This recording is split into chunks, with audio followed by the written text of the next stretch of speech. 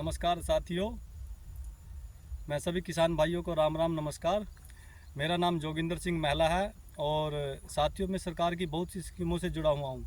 सरकार की जो स्कीमें हैं, सीधी बिजाई की हो चाहे फसल प्रबंधन अवशेष की हो, वो बहुत ही कारगर है किसानों के लिए। साथियों मैं आपको बताना चाहता हूँ, मैं 2016 से लगभग कृषि विज्ञान केंद्र कुरुक्षेत्र से जुड़ा हुआ हूँ और वहाँ से मुझे बहुत लाभ प्राप्त हुआ। लाभ का मतलब ये नहीं है कि मुझे कुछ चीज़ प्राप्त हुआ, ज्ञान भी एक प्रकार से लाभ का ही उद्देश्य है। तो जो पहले हम खेती करते थे, जो मेरे पिताजी करते थे, मेरे दादाजी करते थे, उस प्राकृतिक खेती को छोड़कर, जो पहली पद्धति थी उसको छोड़कर, जो नई विधि से, वैज्ञानिक विधि से हम खेती करने लगे हैं। और जैसे ही अब आपको पता है भी, सरकार जो वो बोल रही है कि अपने जो जीरी के अवशेष हैं खेत में ही दबाए जाए, क्योंकि मैंने देखा है पहले हम जो आग लगाते थे ना, उससे ज़मीन का बहुत नुकसान होता था। क्या नुकसान होता था? नुकसान ये होता था कि जो ज़मीन के अंदर उसकी रोग प्रतिरोध क्षमता खत्म होती थी। वो किसान को नहीं पता थी कैसे होती है, लेकिन मेरे को भी नहीं पता थी वो कैसे होती है। लेकिन मैं बताना चाहता हूँ, जब हम जीरी उगाते थे, धान उगाते थे, उसके अंदर लास्ट में ब्लास्ट और ये हॉपर, तेला, बहुत से रोग आते थे, वो उसी की वजह से।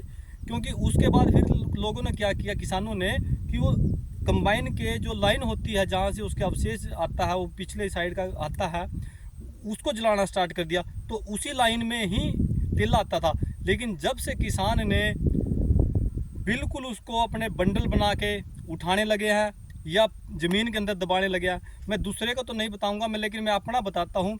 मेरी जो ये भूमि है बिल्कुल कलर भूमि थी, और जब से मैंने पराली के अवशेष इसके अंदर दबाया, क्योंकि मैं हमेशा एक बात करता हूँ, जैसे मेरी फसल कटी तो मल्चर करके उसके बाद अपना प्लो के साथ उसको नीचे दबा दिया जाता है और ऊपर रोटावेटर के साथ उसको समतल किया जाता है। उसके बाद मैं अपने खेत में आलू की फसल लेता हूँ, और आलू की फसल के बाद आज मेरी मक्की की फसल भी इसके अंदर मैंने बो दी है। तो इसका मेरे को ये रिजल्ट मिला कि जो हमारे ज़मीन बंजर भूमि थी, एक प्रकार से कलर भूमि थी, उसकी जो पैदावार थी वो बहुत कम थी। और जब से हम पराली अवशेष करने लगे हैं, बहुत ज़्यादा होता है। क्योंकि कृषि विज्ञान केंद्र में हमसे जब से जाने लगे, उन्होंने हमें बहुत कोऑपरेट किया, बहुत सहयोग किया है, बहुत समझाया।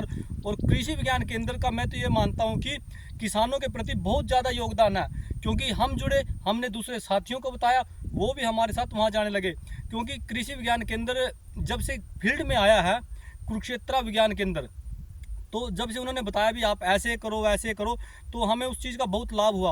और हमें वहाँ से मतलब बीज वगैरह भी मिलते हैं, गेहूं का बीज भी मिलता है, धान का भी बीज मिलता है। भी आप सीधी बिजाई करो या कुछ करो, मतलब 2 एकड़ का 1 एकड़ का मिलता है, दवाइयाँ मिलती है। उससे बढ़िया बात तो है कि हमें वो हर महीने जब ट्रेनिंग के लिए बुलाते हैं या कुछ बताने के लिए बताते हैं, वहाँ से बहुत मिलता है। अब वहाँ पर मैडम डॉक्टर सरिता जी है, उनका बहुत ही सहयोग है।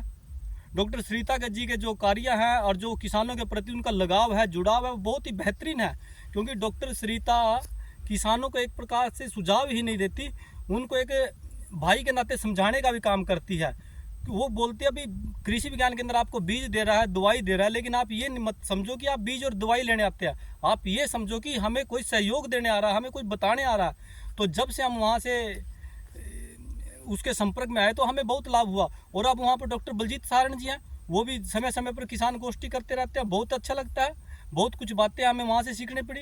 उससे पहले वहाँ डॉक्टर हरिओम जी थे, बहुत ही अच्छा अनुभव था। डॉक्टर हरिओम जी ने हमें इस लाइन पे लगाया था।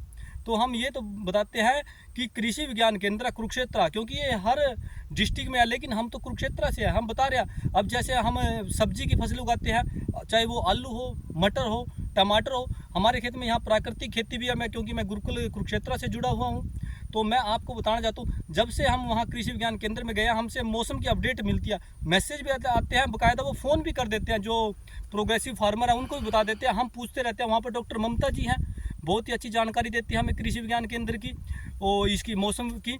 तो हम उनसे पूछते रहते हैं, मैडम जी हवा की गति क्या है, हम अपनी गेहूं में पानी लगाएं, हम अपनी मक्की में पानी लगाएं, मौसम मैडम आज से 10 दिन का कैसा है, वो हमें बिल्कुल सटीक जानकारी देती है।